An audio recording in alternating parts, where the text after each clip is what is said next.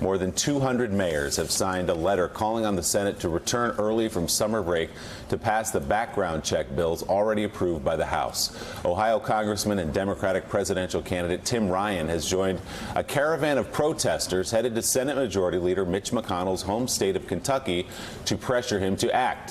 While McConnell has rejected the call to return to Washington, his tone has seemed to change when it comes to taking up any gun legislation at all. Take a look. You're not calling people back in early for to address this gun legislation. Well, if we did that, we'd just have people scoring points and nothing would happen.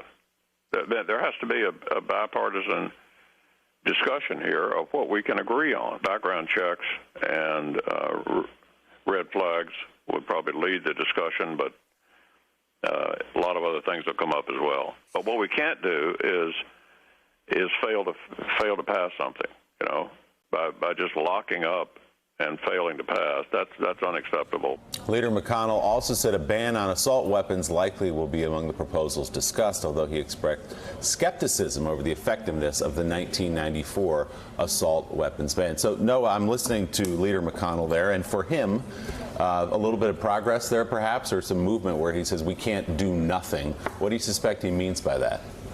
I suspect he means that we need to strike while the iron's hot, because that is what everybody wants. And in the event that they do not, which is what normally happens, the urgency for these sort of things dissipate, and McConnell and Republicans generally feel the pressure lift and don't have to act. The problem that I see is that he's right. There is no consensus around some sort of reform, stronger background checks to capture private individuals selling to private individuals. Those are the only people who aren't captured by background checks. Red flags are popular among Republicans. They have some concerns among civil libertarians. The ACLU has said that this is a problem. So when we get into the specifics, things are going to begin to bog down. And August is the time when you can actually generate some enthusiasm in the grassroots for this sort of a thing. So keeping members out of Washington is actually beneficial, I would think, to people who are interested in gun reforms. Bringing them back into Washington, you'll see some more hardening of positions, some more debating among members, and I think it's more likely than not, if they were to call Congress back, which is unlikely, that things wouldn't move forward. Well, as we know, John, universal background checks very popular with the American public, popular with Republicans. Even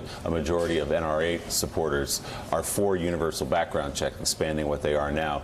The red flag law also, that has been supported, at least in theory, by some Senate Republicans, John Thune, Lindsey Graham, Lamar Alexander among them. What did you hear in Mitch McConnell's voice there yesterday? Do you believe he's actually interested in doing something? I did not hear what Noah heard, which was that Mitch McConnell, I believe what he said was, we must strike while the iron's hot. I think that was the phrase at the top. I think Mitch McConnell has zero interest in doing anything on gun reform. I think by keeping at the moment when there's the most urgency, by deciding to keep people, to say we're not going to come back early, despite the fact there's growing pressure on that direction, especially on the House side. All I read there was we're not coming back. We're not coming back in. Saying the words, we must do something, and then throwing out a bunch of things, we'll talk about this, we'll talk about that, is exactly how gun reform has died every single time it's ever come up in the wake of every other mass shooting. McConnell's exhibited no interest in passing any gun reform ever in the entire history of his reign. And so the notion that suddenly he wants to do something, I think what he's trying to do right now is stall and figure out whether the president is really going to move or not, and whether what's going to happen between the president and the NRA. Because in the end, what we know is that McConnell's posture is, if Trump won't sign it, I'm not going to pass it. And right now, what we've seen in the past is Trump saying he's willing to do background checks, the NRA slapping Trump capitulating with the NRA. And I think McConnell's basically right now trying to say, I'll talk about some stuff. I'm not going to get our guys anywhere near the Senate, and let's see what happens between Trump and the NRA, and then we'll go from there. I think it's a moment in time, and I think it's the Democrats need to stand up at this moment, and it's about assault weapons. Yeah, it's so ridiculous to talk about. I know it's a movement, background checks and red flags, where that would not have stopped these shootings. And the Journal of Surgery and Acute Trauma said that they did a study between 2001 and 2017 that 70% of the mass shooting, 70% would not have died if not for assault weapons. That's the game. And what I don't understand now, for both the human and political point, there's 70% support for ban on assault weapons. Democrats draw a line. The Republican Party, you are the party of assault weapons, and we are against it. I find it ironic that the Democrats will push for impeachment and go, we know it's not politically expedient, but ideologically we have to stand by it, yet they won't do that when it comes to assault weapons.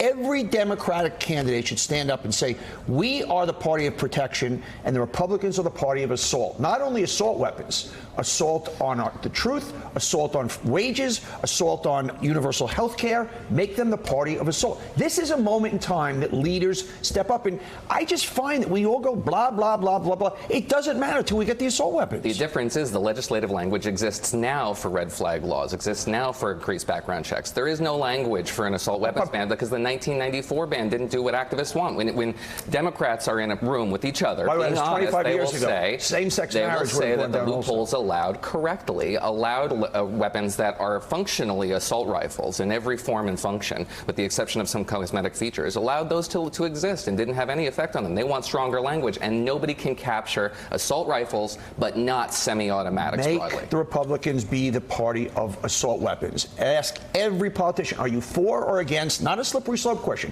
for or against assault weapons? Make them the party of assault. And Karine, in fact, a lot of the Democratic candidates for president have come out for an assault weapons ban. They have come out for a long list of these things. We've been in this place before, as you know, where there's a terrible trauma in this country, a horrible incident. We say, if not now, when? Do things change now? Do you see this as being different than any time before? For example, Sandy Hook 7 years ago?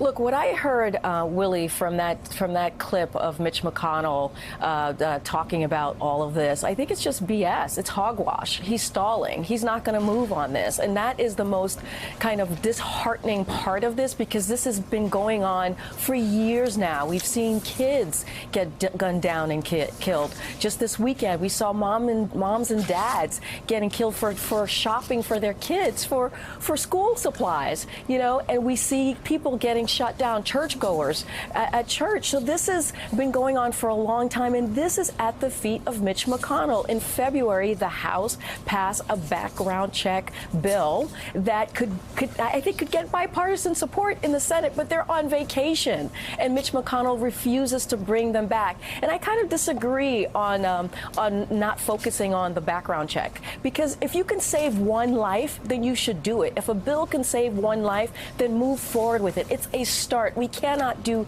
nothing.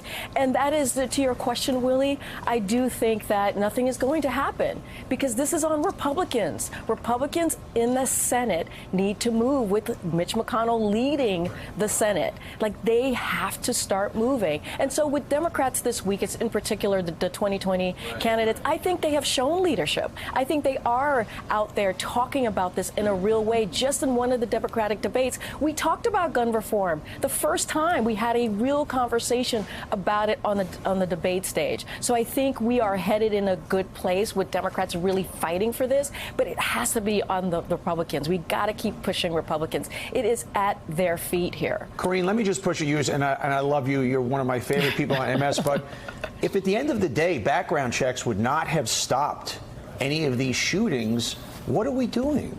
We have, Donnie, we have to start somewhere, and it would save at least one life. I think it would do something, right? I think we move with something and we go further. We can't not do nothing. We can't. And one of the things that Democrats did in the House, they tried to pass the most simplest things, the easiest things, so that they can try and get bipartisanship, that they can try to get Republicans on board. And they got that out of the House. And look what's happening in the Senate. Look what's happening. Mitch McConnell is doing nothing. He doesn't care. He wants the time to pass. He's not going to move, and we have to continue to push. We got to continue to push. And Gene, I'm reminded after Sandy Hook in 2013, the Manchin-Toomey bill that would have expanded background checks, even after Sandy Hook, where first graders were slaughtered in their classroom. That went nowhere. There is a poll that we put up a minute ago, and Donnie mentioned it, a Politico Morning Consult poll that shows 70%, 70, of Americans support banning assault-style weapons in this country. Yeah, and I agree with Donnie that is that's the issue. That's what we need. And I'm always puzzled by the position that, well, it's impossible to decide what's an assault weapon and isn't. Well, no, you decide. You decide, and then you make a list basically, and the list has to be modified. The list has to be changed. Gun manufacturers will try to get around it. You have to keep up with that. But it's not rocket science. It's not this is not quantum physics. This is looking. You've got these weapons of war that do incredible damage. Talk to doctors about what these weapons do to a human body and how that differs from what semi-automatic handgun does to the human body, and it's a stark and devastating difference. And so I think this is the moment to push and to keep pushing. Maybe nothing will happen. Clearly, Mitch McConnell doesn't want anything to happen, but that ought to be on him, and it ought to be on the Republican Party. And if we know a lot more about the NRA now and its corruption, and if that's the way you want to go, Republican Party, then you're going to have to stand up and go that way. Gene, one thing about the NRA, and I threw this idea out early in the week as a business guy, be interesting if one Democratic presidential candidate stood up and said, on all of my donation forms, there's going to be a check you could put at the bottom that if you want 10% of your donation to go to a fund called Assault on Assault Weapons, and that if every Democratic candidate running for Senate, Congress, Assemblyman, President put that in there, we would raise almost $500 million. And on top of that, we do the Assault on Assault. Every American Democratic voter put $5 into this. You could raise $1 billion.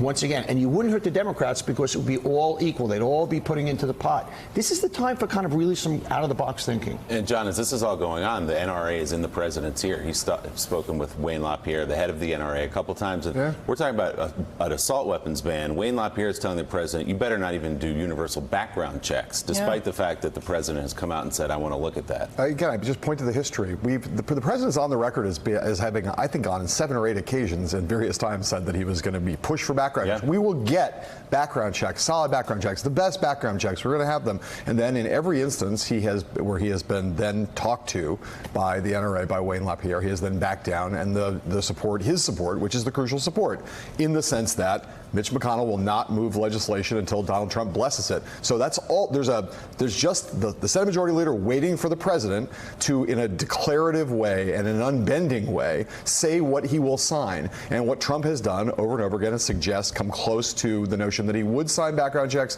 and then get pushed away from that by Wayne LaPierre. And we are witnessing it happen again right now. Trump is where he says he's now open to it, and the NRA is brushing him back in a very public way over the course of the last 48 hours. And I'll just say this, just to go back to look at that poll one more time, that assault ban poll. I just, we right now, we can't get the background check bill done, even though it's at 97%, okay? Look at that number right there. Forget about the 70% number, and forget about the 85% Democratic number. The fact that the Republican number on ban assault weapons is only 54. Okay, for military-grade hardware in the hands of civilians, that number is going to have to be higher on the Republican side. As long as Republicans control the White House and the Senate, that number is not good enough to move Mitch McConnell and Donald Trump, because that is still a large chunk of Republican base voters who are against this ban on assault weapons. And until that number on the Republican side looks like the Democratic side, or Democrats control the Senate and the White House, that's not going anywhere. Thanks for checking out MSNBC on YouTube, and make sure you subscribe to stay up to date on the day's biggest stories. And you can click on any of the videos around us to watch more from Morning Joe and MSNBC. Thanks so much for watching.